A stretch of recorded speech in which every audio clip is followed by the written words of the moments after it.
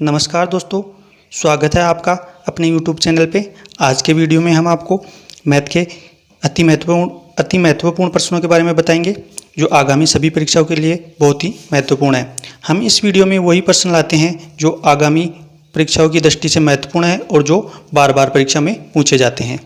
तो चलिए शुरू करते हैं। पहला क्वेश्चन है, बहुत ही महत्वपूर्ण क्वेश्चन है, मोस्ट क्वेश्चन है। इस टाइप के प्रश्न परीक्षा में बार बार पूछे जाते हैं और ये क्वेश्चन भी कई बार परीक्षा में पूछा जा चुका है। तो चलिए शुरू करते हैं। इसको सोल्व करने की बहुत ही सिंपल ट्रिक बताएंगे हम आपको। तो पहले क्वेश्चन को सोल्व करने के लिए आप प्रश्न को ध्यान से पढ़िए। किसी गाँव की जनसंख्या 8% घट जाती है। यदि वह जनसंख्या 3600 से अधिक होती तो जनसंख्या में 10% की वृद्धि हो जाती। तो गांव की मूल जनसंख्या या प्रारंभिक जनसंख्या ज्ञात करो। तो ज़्यादा कुछ नहीं है दोस्तों क्वेश्चन जैसा बोल रहा है वैसे वैसे करते जाओ। पहले बोला कि गांव की प्रारंभिक जनसंख्या थी मानो 100% थी। तो गांव की जनसंख्या 8% घट जाती है। जब ये 8% घटेगी तो ये हो गई 52%। फिर आगे क्वेश्चन बोल रहा है वह जनसंख्या 3600 से अधिक होती, 3600 अधिक हो जाती, 3600 अधिक हो जाती तो जनसंख्या में 10% की वृद्धि हो जाती। तो जनसंख्या में 10% की वृद्धि हो जाने का मतलब 110% हो जाती। अब देखिए क्वेश्चन, अब देखिए दोस्तों, 52 से 110 यानी कि 18% वृद्धि होने में जनसंख्या 3600% बढ़ रही है। तो हमें ज्ञात क्या करनी है, गाँव की मूल जनसंख्या या प्रारंभिक जनसंख्या जो हमें दे रखी है 100%। तो 100% निकालने के लिए 100% बराबर 3600/18 × 100। अब क्या करेंगे, 18 में था 18 दूनो 36 और ये 2, ये कितना हो गया, ये हो गया 20,000। तो 20,000 दोस्तों कौन से ऑप्शन में आपके, 20,000 ऑप्शन नंबर 3 में आपका आंसर हो गया है कि यानी कि जनसंख्या, गांव की प्रारंभिक जनसंख्या होगी 20,000। तो कुछ नहीं करना था इसमें, केवल ये करना था कि पहले जनसंख्या घटी, पहले प्रारंभिक जनसंख्या थी 100%, तो उसमें से 8% घटी तो 52% हो गई और 52% घटने के बाद 3600 अधिक हो जाती है। तो 3600 अधिक होने के बाद में जनसंख्या 110% हो जाती है। तो 52 से 110 होने यानी कि 18% वृद्धि होती है। तो जनसंख्या में 3600 की व्यक्तियों की वृद्धि होती है। तो 100% निकालने के लिए यानी कि प्रारंभिक जनसंख्या निकालने के लिए 3600/18 × 100 करके ये गांव की प्रारंभिक जनसंख्या निकाल लेते हैं। आई होप, मैं उम्मीद करता हूँ कि प्रश्न आपको बहुत अच्छे से समझ में आया होगा और इस टाइप का प्रश्न अगर एग्जाम में आएगा तो आप बड़ी आसानी से उसे सोल्व कर लेंगे।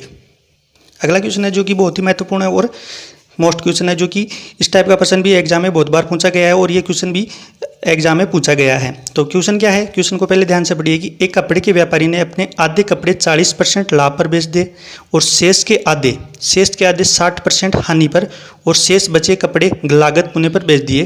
तो संपूर्ण सौदे में उसे कितना लाभ या हानि हुई। तो मान लेते हैं कि व्यापारी के पास 100 मीटर कपड़ा था और वो उसे 100 रुपये में खरीदता है।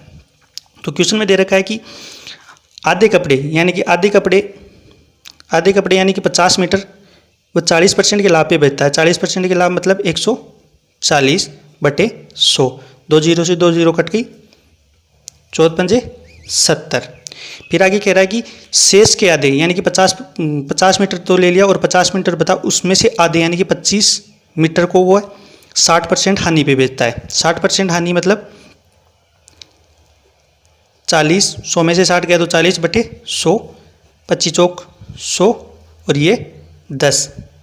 तो ये इसे 10 रुपये में बेचता है और इसे 70 रुपये में। और फिर आगे कह रहा है कि शेष बचे कपड़े को लागत मूल्य पर ही बेच देता है। यानी कि शेष कितना बचा, 25 मीटर बचा, इसे लागत मूल्य यानी कि 25 रुपये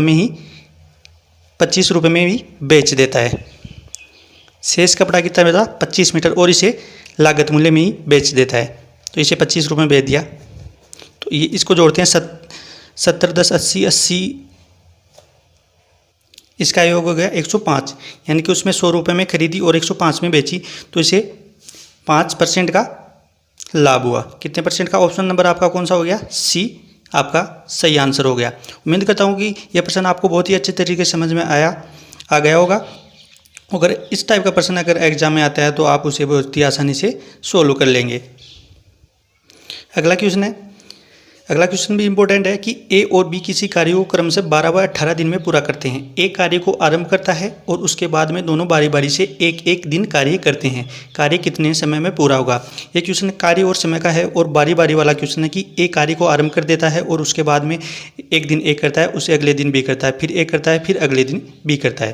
तो इसको करने के लिए आपको सिंपल ट्रिक्स है कि पहले जो दिन दे रखे है कि दोनों क्रम से 12 और 18 दिन में करते हैं। तो 12 और 18 दिन में करते हैं तो 12 और 18 का एलसीएम लिया, 12 और 18 का एलसीएम हो गया 36। अब एलसीएम के देखिए कि एलसीएम कैसे निकालेंगे। एलसीएम हो गया 12 और 18। तो एलसीएम के लिए एक शॉर्ट तरीका है कि इन दोनों में ऐसी संख्या का भाग दो, यानी कि बड़ी से बड़ी संख्या का भाग दो जो कि दोनों में भाग जाए। तो इन दोनों में 6 का भाग जा रहा है तो 6 का किसी एक संख्या में भाग दे देंगे, 6 दूनी 12। अब जो संख्या बची उसको इससे गुणा कर देंगे, वही आपका एलसीएम होगा। जैसे इसको काट दो, चाहे इसको काट दो, दोनों को काट दो, एलसीएम आपका 36 ही आएगा। अब 36 एलसीएम आ गया तो 36 आने के बाद में ये 36 आया है। 36 आपका कुल यूनिट यानी कि कुल कार्य है जो दोनों के ए और बी के द्वारा एक पूरा करना है, यानी कि 12 और 18 दोनों द्वारा मिलकर किया गया है। तो ए इसको एक दिन में कितना यूनिट कार्य करता है? तो बार दिया 36। ये इस एक दिन में 3 यूनिट कार्य करता है और ये 2 यूनिट कार्य करता है। एक दिन में ये 2 यूनिट कार्य करता है और ये 3 यूनिट कार्य करता है। तो दोनों द्वारा एक दिन का कितना यूनिट हो गया? दोनों द्वारा कितना कार्य किया गया? 5 यूनिट एक दिन में कार्य किया गया। तो दोनों द्वारा 2 दिन में कार्य किया गया ये 5 यूनिट। तो अब इसको ऐसी संख्या से गुणा करना है कि लगभग इसके यानी कि 36 के आसपास पहुंच जाए। तो हमने 5 को 7 से गुणा किया तो इसको भी दिन को भी 7 से गुणा करेंगे तो 14 दिन और ये 35 यूनिट। अब बचा 1 यूनिट कार्य बचा। अब 1 यूनिट कार्य करने के लिए किसकी बारी आएगी? अब ए की बारी आएगी। तो ए की बारी आएगी तो ए एक दिन में कितना कार्य करता है? ए एक दिन में 3 यूनिट कार्य करेगा। तो एक दिन में कितना कार्य करेगा? एक दिन में 1/3 यूनिट। एक यानी कि 1 यूनिट को करने में कितना दिन लगाएगा? 1/3 दिन लगाएगा। तो टोटल समय आपको कितना लगा, यानी कार्य कितने समय में पूरा होगा? तो 14 दिन, 14 सही 1/3 दिन में। तो आपका ऑप्शन कौन सा सही होगा? इसका ऑप्शन नंबर बी आपका सही आंसर होगा। उम्मीद करता हूँ कि ये प्रश्न भी आपको अच्छी तरह से समझ में आया होगा और इस टाइप का प्रश्न अगर एग्जाम में आता है तो आप उसे बड़ी आसानी से हल कर लेंगे। चौथा क्वेश्चन है जो भी बहुत ही महत्वपूर्ण क्वेश्चन है। दे रखा है कि क्वेश्चन को पहले ध्यान से पढ़िए। यदि किसी संख्या में 20 जोड़ा जाए तो वह अपनी तिगुनी संख्या से 8 कम हो जाता है, तदनुसार वह संख्या कितनी होगी? तो इसको हम शॉर्ट ट्रिक्स लगाने के लिए हम इसको ऑप्शन से हल करेंगे। तो ऑप्शन से कैसे हल करेंगे? पहले प्रश्न में देखें कि क्या है। यदि किसी संख्या में 20 जोड़ा जाए, यानी कि यह संख्या है इसमें 20 जोड़ा जाए, पहले ऑप्शन में 20 जोड़ते हैं तो ये कितना हुआ? 20 जोड़ने के बाद में हो गया 34। अब आगे क्या कह रहा है प्रश्न? वह अपनी तिगुनी संख्या से 8 कम हो जाता है, यानी कि ये मूल संख्या है, ये अपनी तिगुनी। तो 14 की तिगुनी 42 से 8 कम हो जाता है। इसमें से 8 कम किया तो 34। तो दोनों समीकरण बराबर आ रहे हैं। पहला समीकरण भी बराबर आ रहा है और दूसरा समीकरण भी बराबर आ रहा है। तो हमारा ऑप्शन नंबर 1 इसका आंसर होगा। उम्मीद करता हूँ ये प्रश्न भी आपको बहुत अच्छे से समझ गए होंगे और अगर इस प्रकार का प्रश्न आपको एग्जाम में मिलता है तो आप उसे बड़ी आसानी से हल कर लेंगे। तो अगर वीडियो और प्रश्न अच्छे लगे तो वीडियो को लाइक करें, दोस्तों के साथ शेयर करें और हमारे साथ जुड़ने के लिए चैनल को सब्सक्राइब करें और ऐसी वीडियो के लिए बेल आइकन को भी दबाएं।